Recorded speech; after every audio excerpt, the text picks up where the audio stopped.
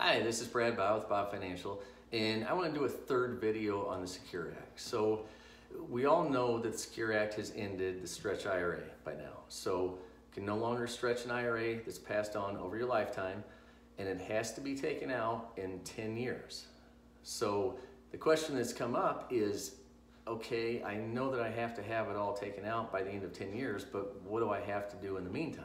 So this year, next year, do I have to take out RMDs? And the answer is no, you don't have to take out RMDs. So the rule says that you have to deplete the account by the time that 10 years is up. Therefore, you don't have to take anything out until year 10 if you don't want to, or I guess the end of the 9th year.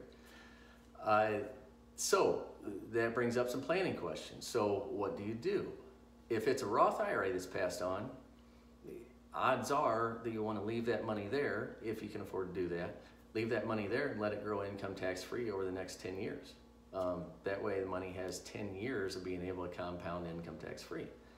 However, if it's an IRA, you may want to do something different. So the problem with an IRA is if you wait until the last year, say it's $200,000 today, and you wait until the 10th year, well, if you use the rule of 72 and you get 7.2% on that money over the next 10 years, it's going to double to $400,000 by the end of 10 years. So then if you take that $400,000 out, on the last day before the 10th anniversary comes up, that's going to be $400,000 of income. And that's probably not a good thing, because you're going to lose a lot of money to income taxes if you do that. So if it's a traditional IRA, you're going to need to do some planning. If you have low tax years, if your taxable income fluctuates, you have lower tax years, you may want to take more out that year. But you probably want to spread distributions from an IRA or qualified account. You probably want to spread those out over a number of years versus taking those out in 1 year. So again, the Roth IRA, probably beneficial to wait as long as you can to take money out of that, because that's not going to have any impact on your taxable income.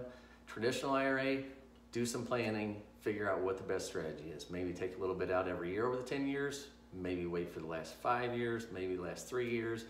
If it's not a large amount or it's not going to impact your income taxes, then maybe you can wait till the last year.